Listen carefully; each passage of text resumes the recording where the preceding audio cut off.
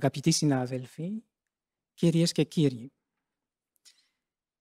Tous mes remerciements s'adressent à Madame Véronique Chankowski, directrice de l'École française d'Athènes, qui m'a invité à Athènes pour évoquer ce soir, devant vous, la présence grecque en Asie mineure à l'époque hellénistique.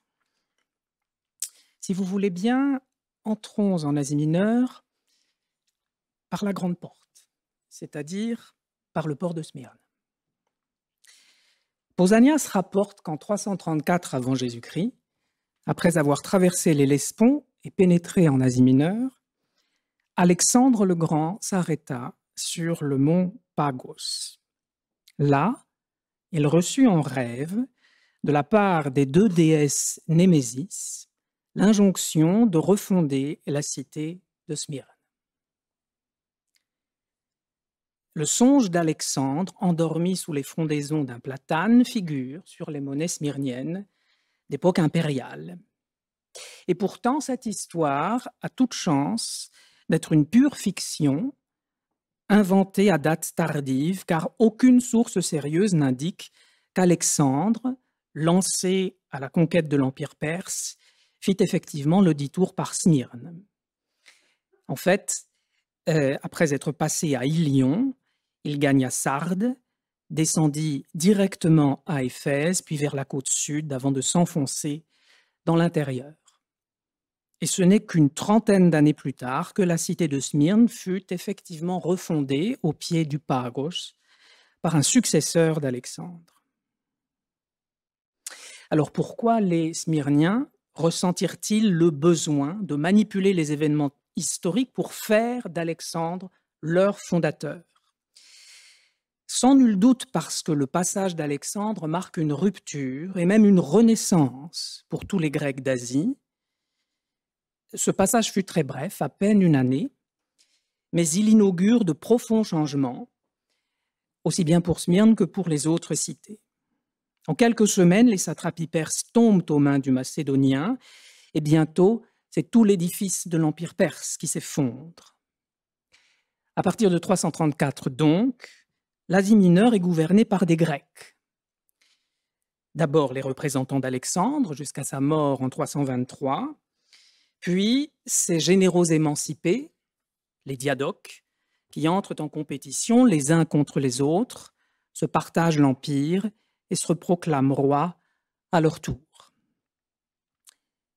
La période hellénistique qui s'ouvre alors est, comme vous le savez, remarquablement instable et agitée. Pendant les 2 siècles qui vont nous intéresser, de 334 à 129, 6 dynasties gréco-macédoniennes ont exercé tour à tour l'hégémonie sur la péninsule micrasiatique, en tout ou en partie. Après les Argéades, ce sont les Antigonides à la fin du IVe siècle, puis Lysimaques, les Séleucides et les Lagides au cours du IIIe siècle, et enfin les Attalides au IIe siècle. L'Asie mineure était auparavant une frontière entre monde grec et monde perse, elle est désormais un lieu stratégique, une charnière entre l'Europe et le Proche-Orient, en quelque sorte un nouveau centre de gravité du monde méditerranéen. Elle est par ailleurs âprement convoitée pour ses ressources en hommes, en matériaux, en savoir et en biens de toutes sortes. Elle est par conséquent la région du monde hellénistique la plus disputée, celle qui connaît le plus fréquemment les affres de la guerre. Cette Asie mineure que les rois hellénistiques se disputent avec avidité n'est pas un espace homogène. Sur la côte, en un ruban étroit qui va de Cyzique à Cnide et qui se prolonge par intermittence le long des côtes septentrionales et méridionales, des cités grecques sont établies depuis fort longtemps, depuis les temps anciens des migrations mycéniennes et archaïques. Tandis que dans l'arrière-pays, les différents peuples anatoliens, lydiens, phrygiens, mysiens, etc., vivent en communautés indigènes, en communautés villageoises, pardon. Sous l'autorité des Perses, Grecs et indigènes étaient tous tributaires et traités de la même façon, mais ce n'est plus le cas à partir de la conquête macédonienne. car au nom de son affinité culturelle avec les Grecs d'Asie, Alexandre accorde un traitement de faveur aux cités du littoral. Le roi renonce à exercer sur elles une hégémonie pleine et directe.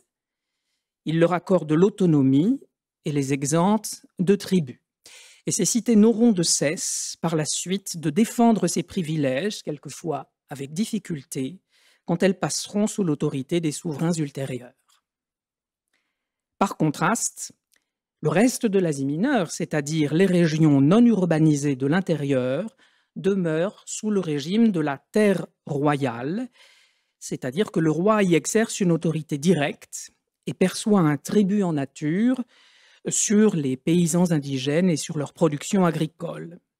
Il peut aussi quelquefois concéder temporairement des portions de cette terre à des dignitaires ou à de simples soldats. L'Asie mineure est donc désormais divisée en deux zones, les cités grecques privilégiées d'une part et le pays du roi pleinement assujetti d'autre part. Mais ce partage n'est pas figé une fois pour toutes. Après la mort d'Alexandre, pour mieux tenir les régions dont il s'empare, les diadoques font tous le même choix, celui de renforcer les cités existantes en accroissant leur territoire et leur population, ou même quelquefois le choix de créer de toutes pièces des cités nouvelles. En agissant ainsi, le souverain se dessaisit certes d'une partie de la terre royale tributaire, mais il favorise l'émergence de centres urbains importants et il en tire de nombreux avantages. En effet, chaque cité, une fois équipée d'une enceinte, pourra abriter des troupes en garnison, voire des navires de guerre s'il s'agit d'un port, et contribuer ainsi à la sécurité du royaume. Et si en outre elle est populeuse et commerçante, elle procurera au trésor royal des revenus réguliers sous la forme de taxes en argent.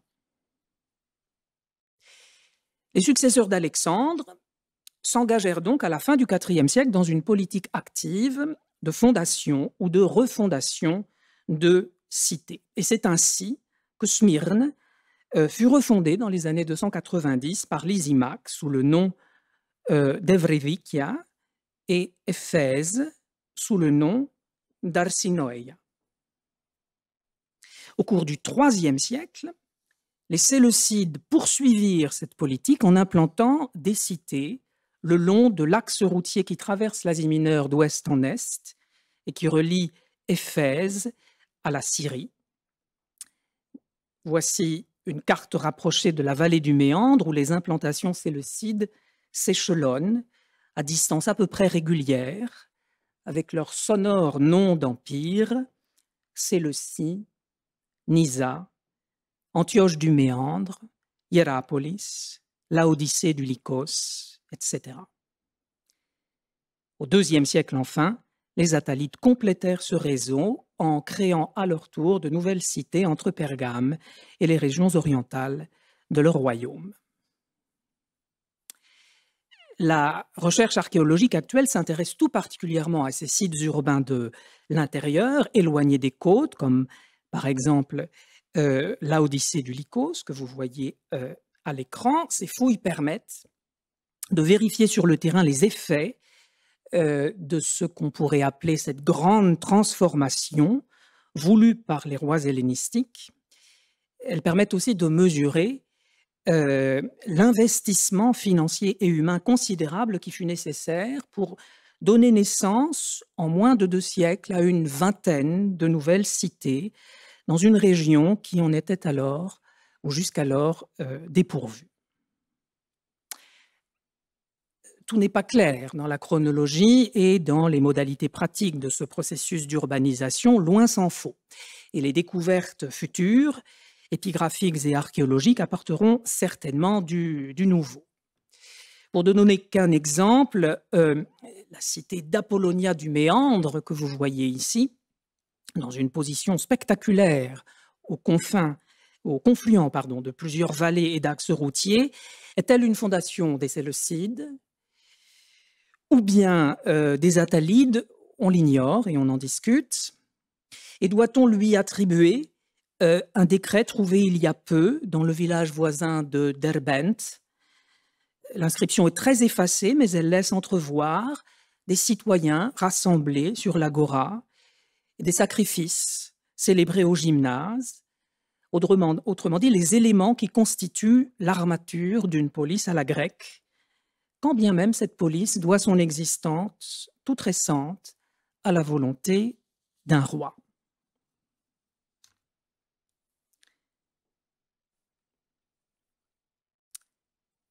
Au risque de vous décevoir, ce n'est pas de ces cités, foyers anciens ou nouveaux d'hellénisme, que je voudrais parler ce soir, mais plutôt d'un hellénisme modeste et même fruste, un hellénisme plus diffus, plus silencieux, presque invisible, celui des petits Grecs qui s'établirent à partir d'Alexandre dans les campagnes de l'Asie mineure, à l'écart du monde des cités, en retrait des routes principales, quelquefois très loin des centres et des lieux d'échange. Ces régions intérieures ne sont pas entièrement inconnues des Grecs. Certains, marchands ou soldats, s'y étaient aventurés à l'époque classique, comme Alcibiade ou Xénophon, en route vers le monde perse. Mais les Grecs n'habitaient pas dans ces contrées intérieures. Tout change brusquement avec la conquête macédonienne. L'Asie mineure redevient pays de colonisation, y compris dans les zones jusqu'alors tout à fait étrangères aux Grecs, comme la Lydie et la Phrygie. Ces Grecs ne s'établissent pas dans ces régions de façon spontanée, mais à l'initiative des rois conquérants et vainqueurs. Comme je l'ai rappelé il y a peu, le roi dispose de la terre conquise, si bien qu'il peut en octroyer certaines parcelles à des individus. Et c'est en vertu de ce principe que des Grecs obtinrent, à titre individuel, des lots de terre, des kliri en grec, à la fois en Lydie et en Phrygie. Qui furent les détenteurs de ces parcelles et comment vivaient-ils dans cet environnement exotique? En fait, nous les connaissons mal, faute de documents, si bien que les historiens modernes débattent vivement depuis le XIXe siècle de la nature et de l'ampleur de cette immigration hellénistique. Les sources littéraires n'évoquent presque jamais les kliri ruraux, à l'exception de Flavius Joseph qui mentionne une lettre du roi séleucide Antiochos III.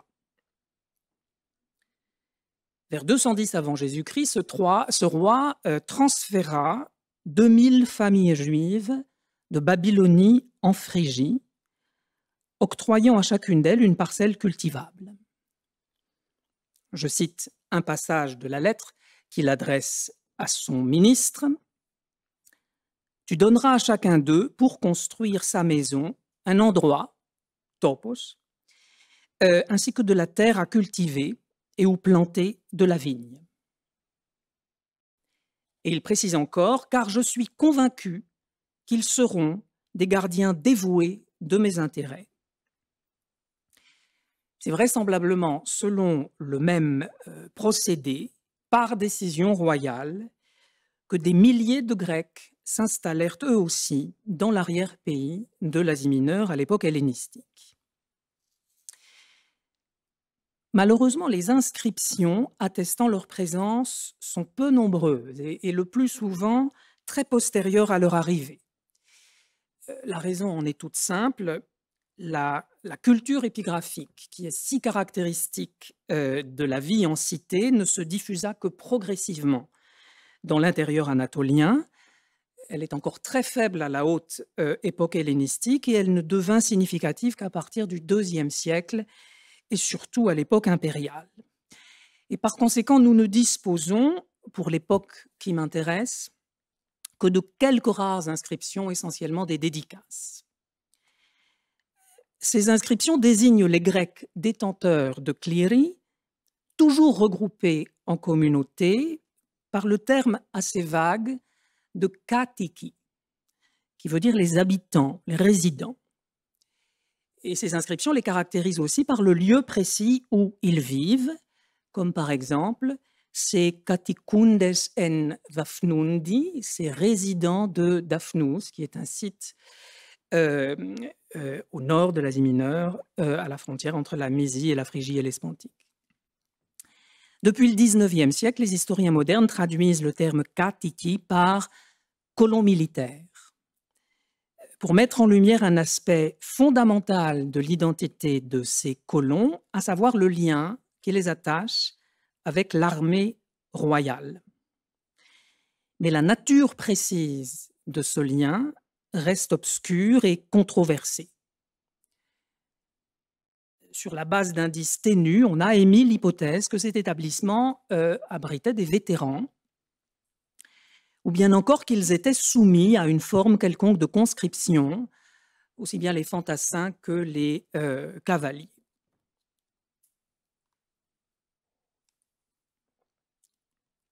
Où exactement ces colonies étaient-elles installées et remplissaient-elles aussi le rôle de forteresse, redoublant en quelque sorte le réseau des garnisons implantées dans les villes et dans les ports le long des axes de communication?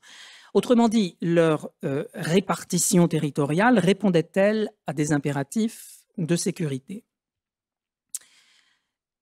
Les archéologues qui explorent la Turquie ont pu localiser précisément certains de ces établissements, de ces katikiye, et étudier leur environnement géographique. Et ils ont observé qu'un certain nombre d'entre eux n'étaient pas du tout des postes défensifs, mais de simples bourgs disséminés dans les plaines cultivables sur des terres à blé et à olivier, où les colons menaient une vie de petits exploitants à l'écart des villes et des grandes routes. Faut-il donc en conclure qu'ils n'avaient en fait aucun caractère militaire? Ou bien que la première génération de colons eut certes des obligations envers le roi fondateur, mais que ces obligations se perdirent par la suite à mesure que les générations passèrent? Ce sont des questions que l'on se pose depuis longtemps et qui depuis longtemps restent sans réponse. Mais l'exploration systématique des campagnes turques procure aujourd'hui quelques découvertes spectaculaires qui modifient nos connaissances.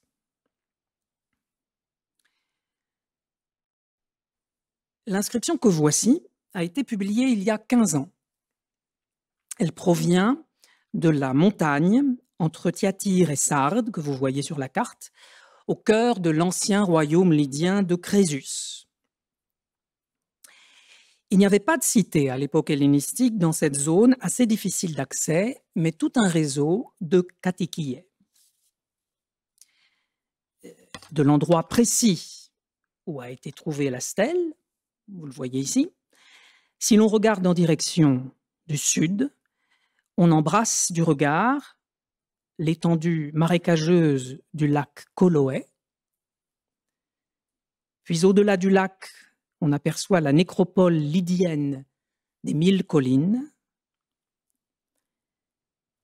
Puis le cours paresseux du fleuve Hermos et enfin, au pied du Tmolos, l'acropole de Sardes.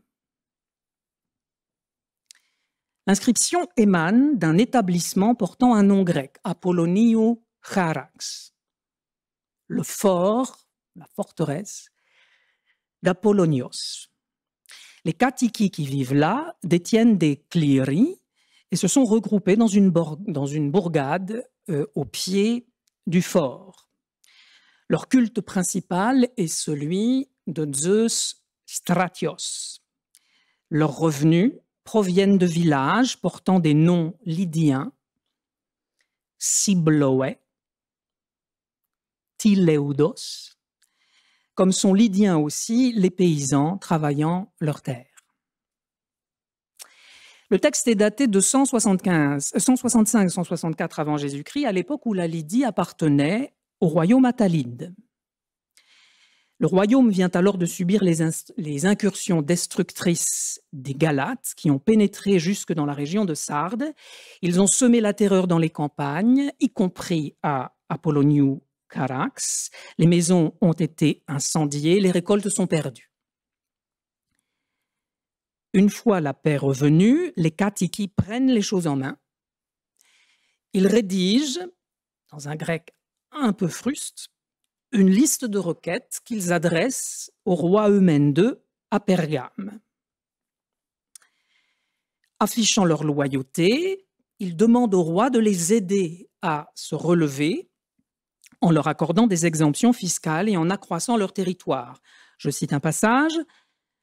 « Pour combler le manque de parcelles et de constructions, que nous soient accordés des villages, puisque ceux qui nous ont été préalablement retirés ne nous ont pas été restitués comme tu l'avais concédé. » Vous voyez que les rédacteurs de cette lettre sont pleinement conscients que le roi reste seul maître de la terre où ils vivent et qu'il peut par conséquent la leur reprendre ou la redistribuer à son gré.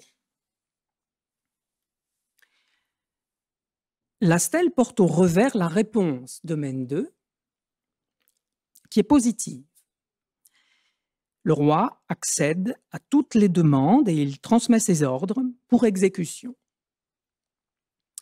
Et de plus, il facilite le retour à la normale en allégeant les obligations des Katiki sur un point bien spécifique. Je cite à nouveau. « Je leur accorde en outre que la conscription touche un homme sur 3. S'il advient qu'un plus grand nombre s'avère nécessaire, je sais que de leur propre chef, en vertu de leur dévouement empressé, ils nous fourniront davantage de soldats. » Voilà enfin le document explicite qui nous manquait pour comprendre précisément la nature du contrat passé entre le roi et chaque katikia, chaque colonie. En échange des kliris qui nourrissent leur famille, les Katiki doivent effectivement fournir des hommes à l'armée royale par un système centralisé de conscription, katagraphie en grec. Le mécanisme précis du recrutement nous échappe. Peut-être se fait-il au prorata de la population mâle adulte de chaque katikia, classée par âge et dûment enregistrée dans les registres centraux de l'administration centrale à Pergame. Impossible de le savoir. Quoi qu'il en soit, la vie des colons d'Apolloniou Charax est clairement rythmée par l'alternance régulière entre les travaux des champs et le temps des armes. Et probablement que chaque année, les recrues partaient dans les centres de commandement, puis en poste dans les garnisons environnantes. Et en cas d'attaque imprévue, la communauté entière devait répondre aux ordres de mobilisation générale. On connaît d'autres établissements de ce type dans la plaine de l'Hermos et alentours, et la Lydie fut assurément un centre important de colonisation à l'époque hellénistique. Certains historiens modernes ont même considéré que le phénomène n'avait guère dépassé cette région précise, cette région capitale entre Pergame et Sardes. C'est l'opinion de l'historien américain Getzel Cohen, spécialiste de ces questions, qui relativisait beaucoup l'ampleur de la colonisation rurale. Selon lui, elle aurait été mise en place par les Séleucides au IIIe siècle, uniquement en Lydie. Et ce sont ensuite les Attalides qui lui auraient donné son plein développement au IIe siècle. Or, plusieurs découvertes récentes invitent à réviser ce jugement. On sait depuis peu, grâce à l'inscription que voici, qu'un officier attalide nommé Aribazos commandait vers 180 avant Jésus-Christ un district militaire situé en plein cœur de l'Anatolie, aux confins de la Phrygie et de la Galatie. Il avait sous ses ordres une garnison en poste à Cléonéion, et des katikas installés à Amorion, que vous voyez toutes deux sur la carte. Ces deux sites sont actuellement fouillés, mais malheureusement, on n'y a identifié aucun vestige remontant aussi haut, remontant à la haute période hellénistique. Cependant, on imagine aisément à quoi devait ressembler la petite agglomération de katikas qui vivait au pied de la colline fortifiée dominant Amorion. Et plus loin au sud, sur la grande route reliant la Phrygie à la Lycaonie, une autre katikia était installée à Toriéon, comme l'a révélé une inscription publiée en 1997. Cet établissement était lui aussi regroupé au pied d'une citadelle que voici, identifiée par Peter Toneman, et il disposait de villages phrygiens dans la plaine alentour. Vous voyez que les uns après les autres, ces documents nouveaux comblent peu à peu les vides de la carte. Et ils contredisent ainsi l'idée d'une colonisation restreinte aux environs de Sardes. Bien au contraire, le nombre de ces communautés et leur dispersion dans l'espace sont plus importants qu'on ne le croyait.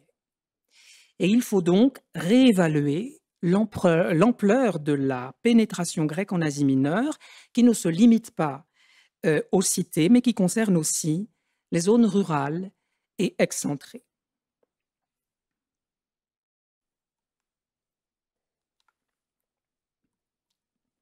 À quand exactement remonte la fondation de ces établissements et comment cet hellénisme rural et militaire s'est-il transformé au cours de l'époque hellénistique? Sur cette question également, les perspectives ont changé depuis quelques années.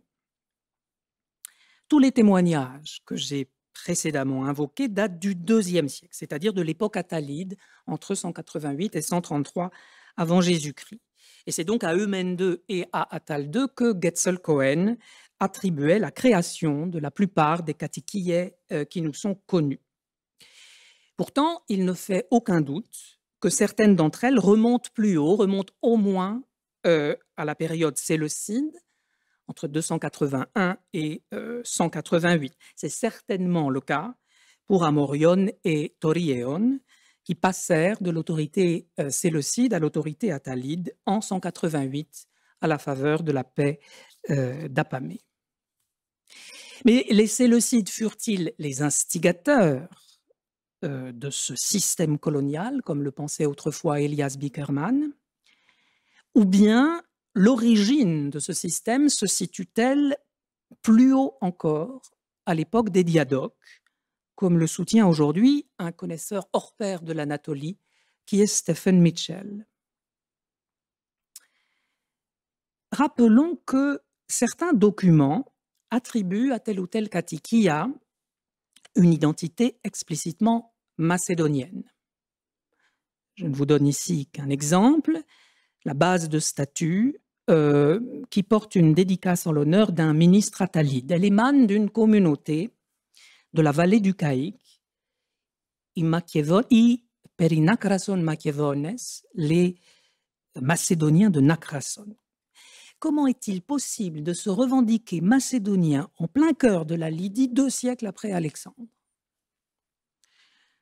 S'agit-il d'une identité fictive, d'une tradition réinventée pour des raisons de prestige, comme le croyait Getzel-Cohen, ou bien faut-il accorder crédit à cette affirmation et admettre que les premiers katikas de Nacrason étaient effectivement venus de la Macédoine des Argéades? Plusieurs éléments laissent penser que cette origine macédonienne est authentique. Observons d'abord la dénomination des établissements de colons. Comme on l'a vu, ils sont couramment désignés par un toponyme indigène conservé tel quel. Nacrason, Thyatira, Toriéon, Amorion.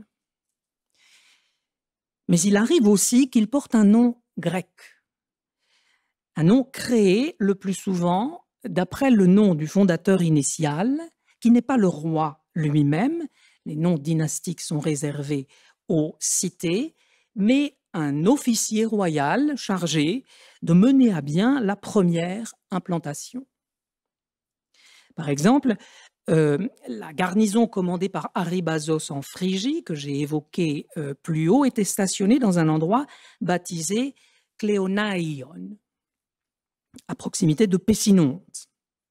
Cléonaion, c'est un toponyme grec forgé au moment de la fondation et dérivé de l'anthroponyme Cléonas, qui est spécifique de la Grèce du Nord et qui est certainement le nom propre du fondateur. Et plusieurs autres établissements de Phrygie, Dokimion, Voriléon, Philomelion, tirent eux aussi leur nom d'officiers macédoniens que nous connaissons, Dokimos, Vorilaos, Philomelos, placés au service d'Alexandre ou d'Antigone le Borgne.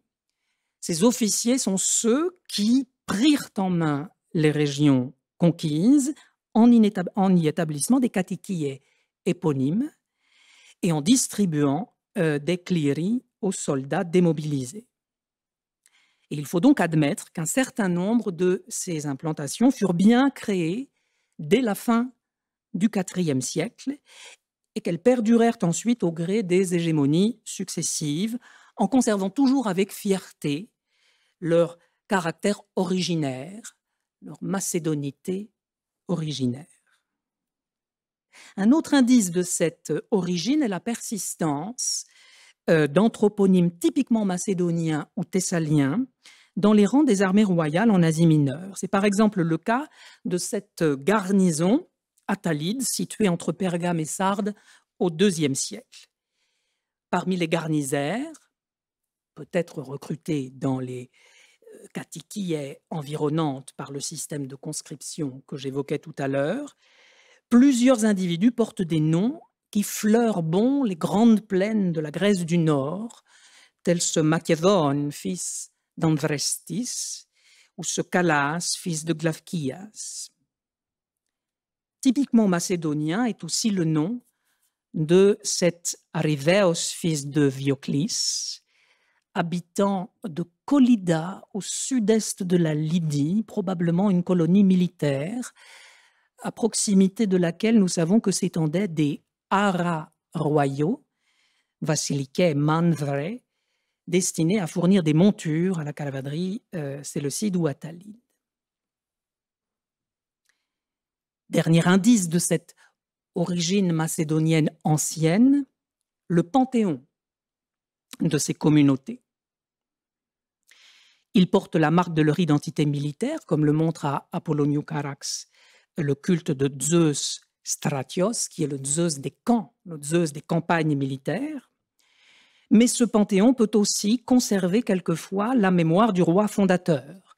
Par exemple, les colons d'Agathira et ceux de Nisira honoraient Zeus Selefkios, tandis que ceux établis beaucoup plus loin au nord-est, dans la région montagneuse de Demirji, rendait hommage à un Zeus Antigonios, qui sans doute doit son nom à un fondateur macédonien, et pourquoi pas, ou même probablement, à Antigone le Borgne en personne.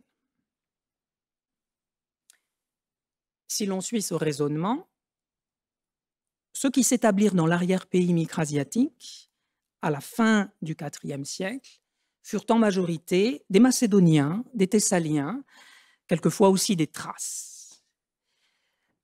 En s'installant en Asie mineure, ces enfants d'Alexandre dessinaient un paysage nouveau, constitué de petites agglomérations rurales à proximité immédiate de localités lydiennes et phrygiennes.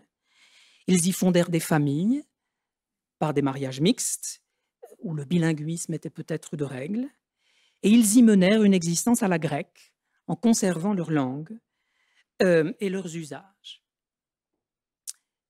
Mais n'oublions pas que tout un pan de cette histoire nous échappe.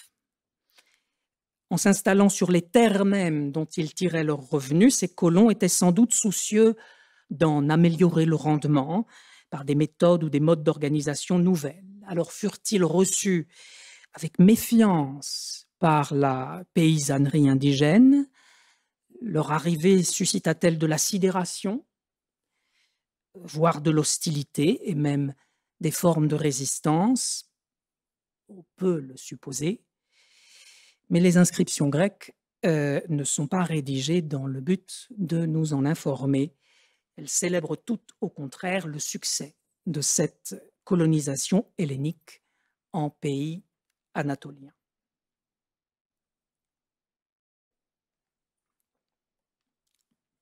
Que devinrent ces établissements au cours de l'époque hellénistique?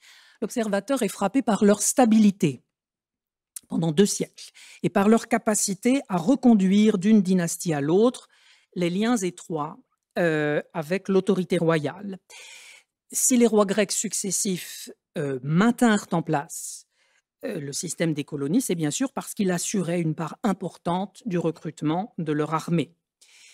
Ils héritèrent de ce système, ils le développèrent même quelquefois, et ainsi les Attalides impulsèrent au IIe siècle une nouvelle phase, une nouvelle vague de fondation dans la Lydie de l'Est, en créant à proximité des katikia grecs des établissements de Mysiens. Alors j'ai parlé de stabilité, pourtant une transformation s'opère lentement au fil des générations dans ce milieu des colons militaires. Prenons encore un exemple en Lydie, au sud-est de Sardes, dans la vallée du Kogamos. Cette vallée abrite une colonie remontant peut-être au Séleucide, sinon au Diadoque. Elle porte le nom du village où les cliris ont été découpés, Kobed du lait. C'est du lydien.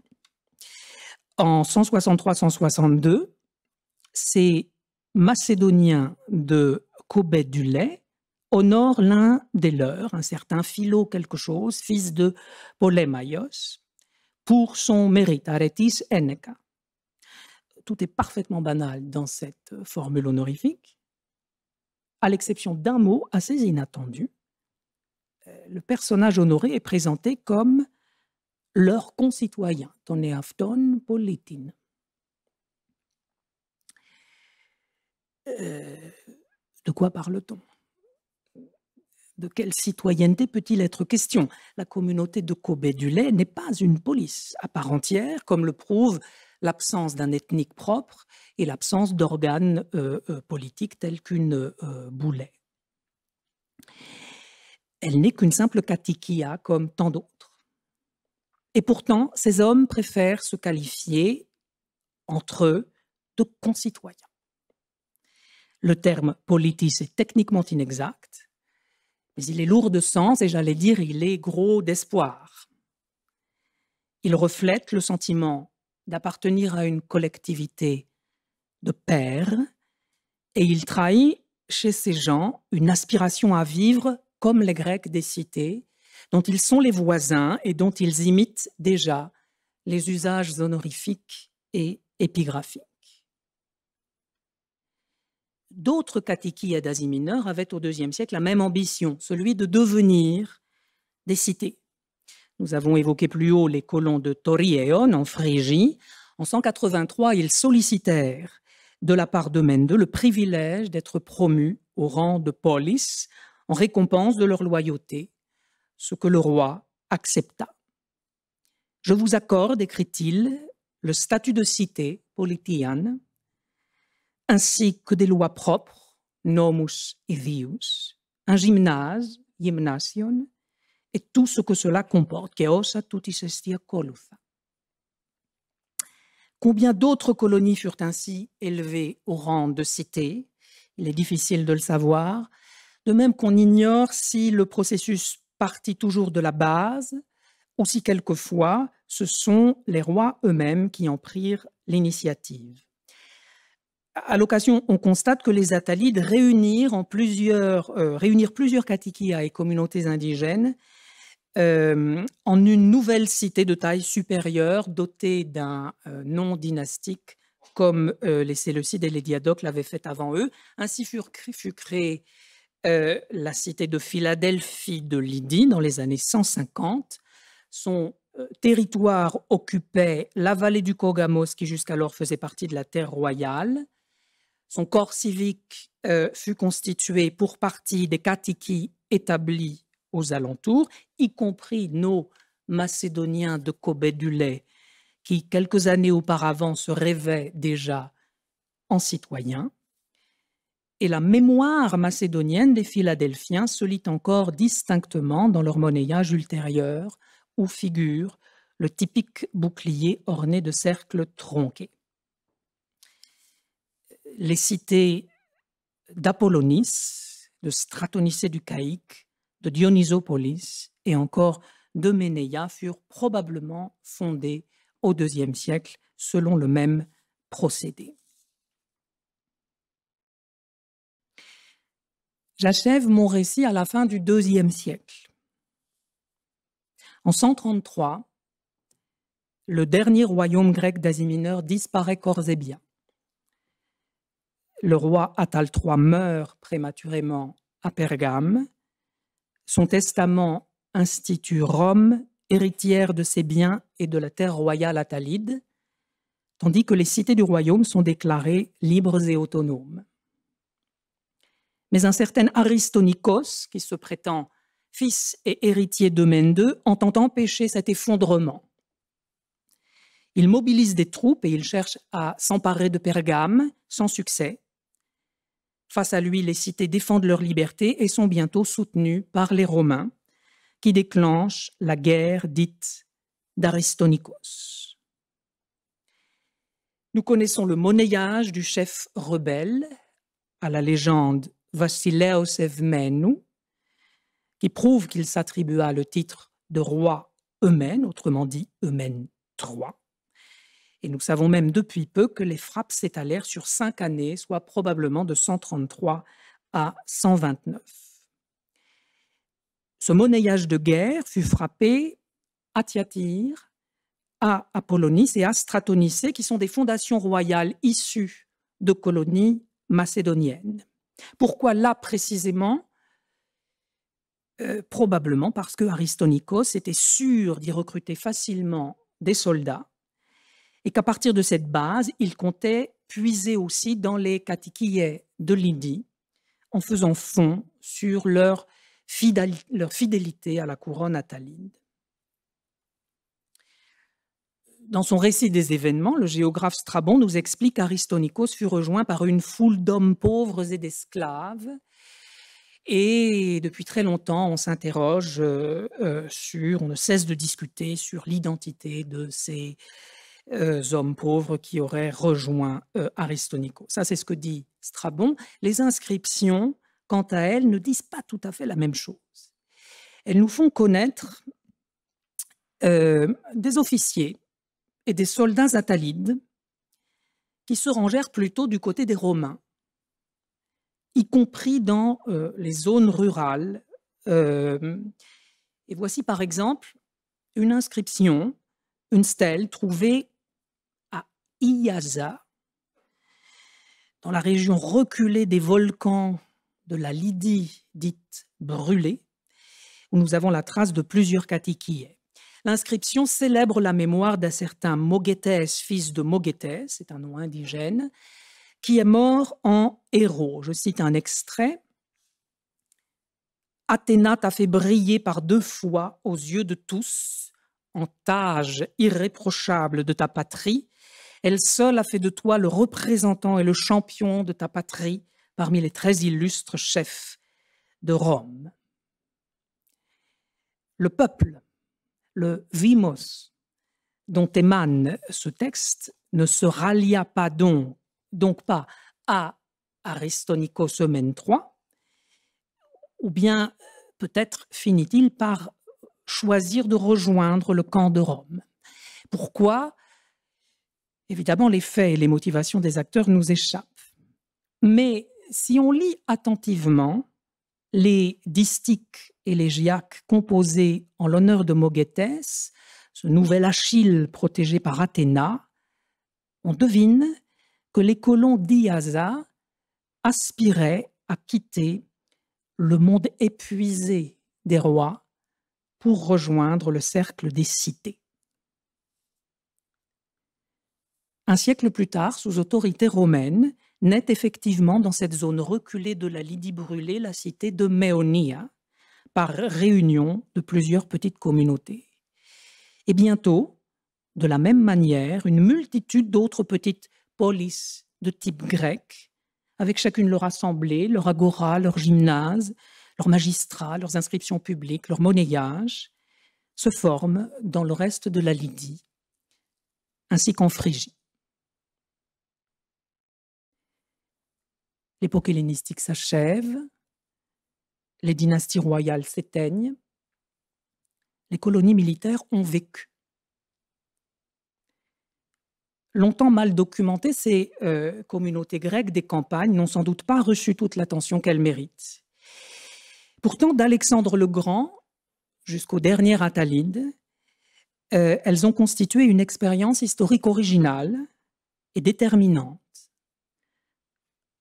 En 2 siècles d'existence, elles auront ancré la langue et la culture hellénique dans l'intérieur du continent, au contact des paysans et des dieux anatoliens.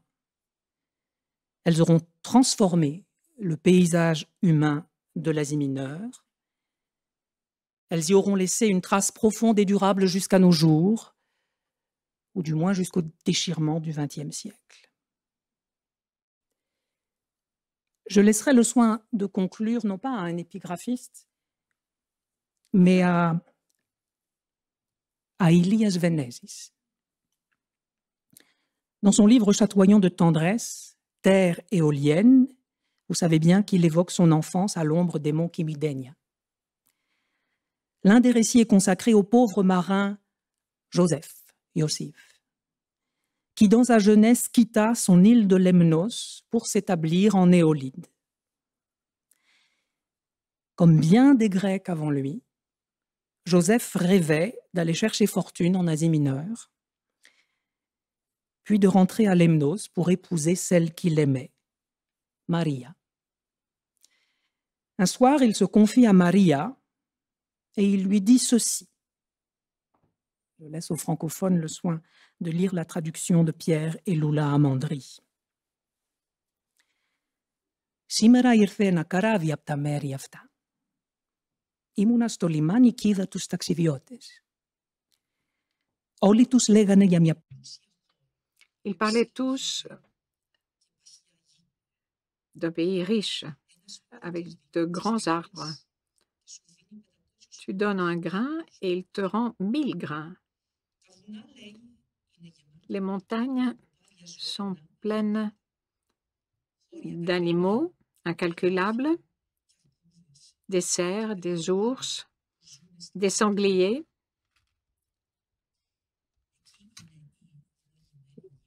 Il y a là une terre bénie dans le monde.